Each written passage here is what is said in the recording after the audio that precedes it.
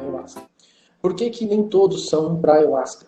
Né? Embora ela talvez seja para todos, como colocado dentro do xamanismo, que ela é para todos, nem todos são para a ayahuasca. Há limitações no processo evolutivo de cada pessoa, de não estar ainda no seu processo para ver ou participar de um rito com o olhar que é necessário para poder fazer um trabalho interno de qualidade com a medicina. Nem todos são para ayahuasca, eu concordo no seguinte ponto, que há limitações físicas, psicológicas, de educação cognitiva, para aquela pessoa poder entender o que é passado para ela naquele momento. Então, muitas pessoas hoje buscam o alívio ou explicações, respostas, ou até mesmo por curiosidade, a medicina. A medicina tem sido comercializada muito e, de certa forma, banalizado o seu trabalho, até mesmo por dirigentes que tenham ainda resistências na questão de evolutiva que eles não estão tratando, questões próprias que não são tratadas, mas se abre um trabalho com a medicina e pode, nesse trabalho, alcançar pessoas que realmente estejam no grau evolutivo ou preparadas para receber a medicina, e outras que vão estar perdidas dentro do processo e não vão ter o auxílio, o processo guiado como ele deveria ser. Eu gosto muito de conversar com você a respeito disso, porque eu sinto que você tem, desde o início, tá, bastante consciência em relação a essa questão.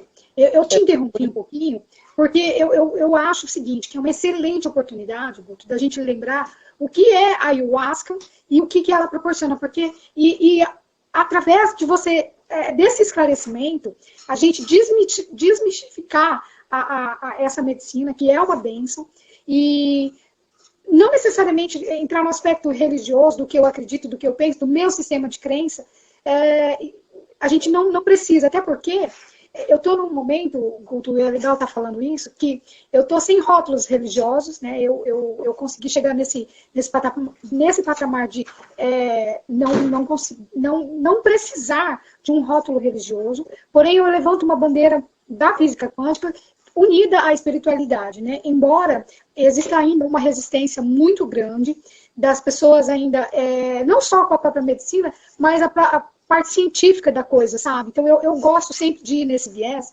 porque assim, não que a gente precise convencer ninguém, né, Guto? Porque o momento do despertar é para cada um. O trem está passando, embarca nele quem quiser.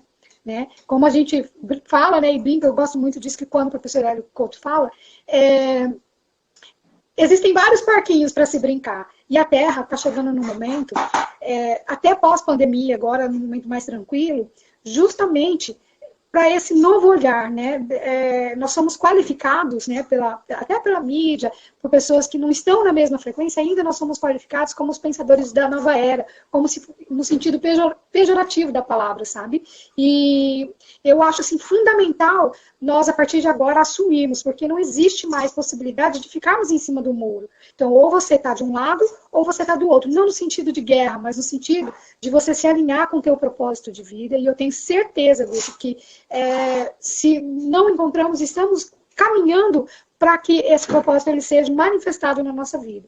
E eu acredito que é por isso que a gente hoje consegue falar, e desde que nós nos reencontramos, a gente consegue falar a mesma linguagem. Justamente pelo nosso propósito de vida, aquele Dharma, aquilo que nós viemos realizar aqui. Então, Guto, a questão da medicina da ayahuasca ela é muito pertinente nesse momento, porque nós temos duas coisas. O encontro com o nosso espiritual, com a nossa maturidade espiritual, quer queiramos, quer não queiramos, por quê? Porque houve e está havendo ainda muitos desencarnes pelo Covid. E é o que convida as pessoas a um momento planetário desse, momento que nós estamos vivendo. Na verdade, somos os retardatários da época de Jesus, né? Que agora a gente está vindo aqui com uma roupagem diferente, com a possibilidade de fazer, sim, a diferença nessa encarnação e não deixar mais que mais uma encarnação seja perdida no meio de tanta ignorância de nós mesmos. Né? Então, eu acho legal a gente, nesse momento, eu te interrompi justamente por causa disso, Guto, nós falarmos o que significa a medicina da ayahuasca, o que é é uma bebida que ela é praticada em alguns ritos religiosos, como o Santo Daime, mas também é praticado por algumas outras ritualísticas, como o xamanismo, ou mesmo as pessoas que querem o encontro com o seu absoluto, o encontro com a divindade que existe dentro de si, mas que para isso existe algumas quedas de paradigmas muito necessárias antes de se tomar a decisão de utilizar ou não a ayahuasca, né? Porque, na verdade, Guto, nós temos uma glândula pineal, que isso é inerente aos todos nós, seres humanos, e por isso que existe uma máxima que se fala que todos nós somos médiums. Por quê? Porque todos nós somos portadores da nossa glândula pineal, que fica logo atrás dos lóbulos centrais, que os cientistas agora, Guto, na neurociência, chamou de glândula de Deus, porque ela é acionada toda vez que a gente faz uma oração, que a gente tem uma prática de compaixão e amor ao próximo. O que, na verdade, toda vez que nós praticamos a nossa humanidade, é o que nos torna humanos, né? Então, isso é inerente ao ser humano. E, na verdade, a ayahuasca, que ela é a união da folha, da chacrona com o cipó, né, o mariri, que é um conhecimento ancestral, como você falou, que vem dos nossos ancestrais em tempos remotos, que já tinham esse conhecimento na fervedura dessas ervas, dessas duas combinações da folha com o cipó, se obtinha uma bebida chamada ayahuasca, né? E o que ela proporciona? O que ela tem? Por que todo mundo fala, eu tenho alucinações? Por quê? Porque, na verdade, ela aciona através de uma própria substância que tem no nosso cérebro, que é o DMT.